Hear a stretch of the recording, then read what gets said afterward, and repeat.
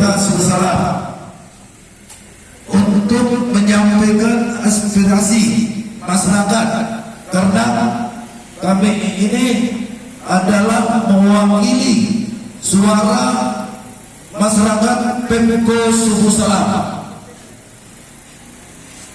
Dan begitu juga rekan kami ada dari BPI. Kami di sini Pak bukan musuh masyarakat dan musuh dengan aparat penegak hukum. Kami ormas lagi tetap berkomitmen, bergandeng tangan dan menyatukan persepsi bersama penegak hukum untuk ikut serta menuntaskan dan memberi informasi kepada penegak hukum terkait dengan pelaku dugaan korupsi yang telah terjadi di Pemko Subuh Salam. Maka dari itu sebenarnya kami ini Pak bukan demo, hanya kami ikut memeriahkan Hari Anti Korupsi Sedunia. Dengan semangat Hari Anti Korupsi Sedunia ini, kami sebagai perwakilan masyarakat Pemko Subuh Salam mengharap penuh menitipkan beban ini kepada bapak-bapak penegak hukum yang berdomisili di Pemko Subuh Salam ini untuk dapat kiranya menuntaskan dan menindak dan segera menetapkan para pelaku dugaan korupsi yang selama ini yang telah kami laporkan, baik secara lisan ataupun tertulis, ataupun ada juga informasi dari masyarakat bahwa kiranya Bapak, terutama Bapak Kejari, Bapak yang sebagai penuntut hukum, terutama bagi para penuntut, kami sangat mengharapkan Pak dalam kesempatan ini melalui ormas lagi mungkin suara masyarakat Pemko Subuh Salam yang kami bawa pada saat ini, karena kami anggap para koruptor itu, para pelaku korupsi itu, nepotisme korupsi adalah musuh kita bersama. Ketepatan tanggal 24 Desember 2021 kami kemarin ada acara seluruh ormas lagi se-Indonesia di Jakarta yang dibuka acara oleh Bapak Kapolri. Maka di situ kami ada menyampaikan usulan kepada Bapak Kejagung kiranya dapat merevisi undang-undang tindak pidana korupsi agar bisa memperberat hukuman para koruptor. Kalau masalah hukuman mati Pak, bukan hanya sekarang ini kita tahu. Sejak adanya undang-undang korupsi sudah ada disebut di ayat 2, di pasal 2 ayat 2 bahwa para pelaku koruptor itu wajib dihukum mati. Tapi adalah hari yang paling menentukan bagi internasional, dunia internasional, di mana pada hari ini adalah hari anti korupsi sedunia. Namun penanganan pada hari ini sangat jauh berbeda dengan di kabupaten-kabupaten yang lain yang ada di Indonesia.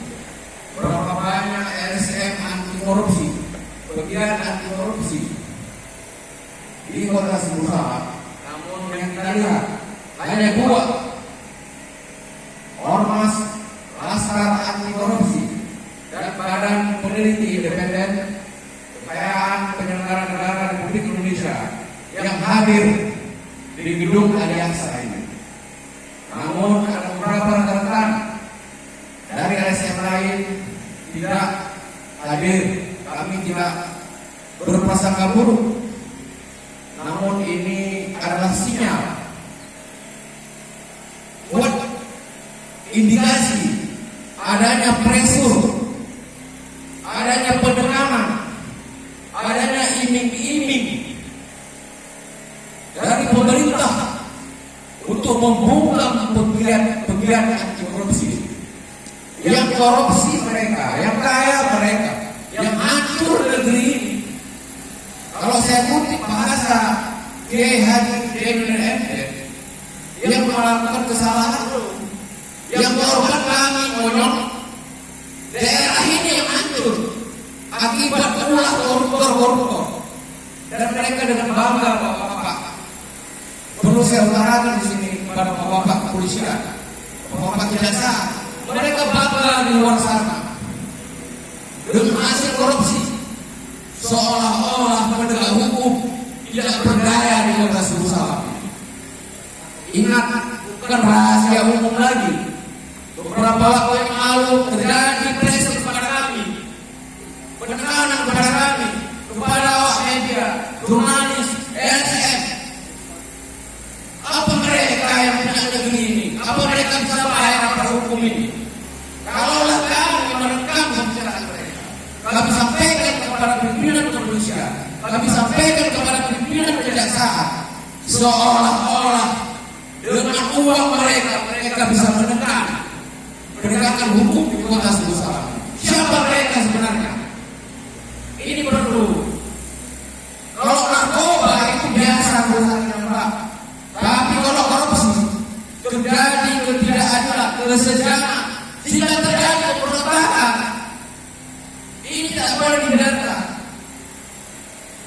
Pembangunan kantor kejaksaan negeri, pembangunan kantor Polres juga melibatkan anggaran pemerintah kota Sumsel. Tapi tidak serta-merta. Tidak serta-merta, saya utarakan ini. Harus membuka, harus menyiapkan. Banyak kasus, Pak. Mereka memperkaya diri dengan kasus repanti, PSR. Ada permainan sporadik surat tanah di sana. Ada permainan laporan palsu di sana. Mereka kaya raya dengan uang negara. Mereka mempertontonkan dengan angkuhannya. Namun di saat kami menyuarakan, terjadi pressure, terjadi intimidasi. Nanti kalaulah kami dari Laki dan PPI melompat ke Polda, melompat ke Kejati, melompat ke Kejaksaan Agung, melompat ke Baris Krim Mabes Polri, bapak-bapak tentu kesal.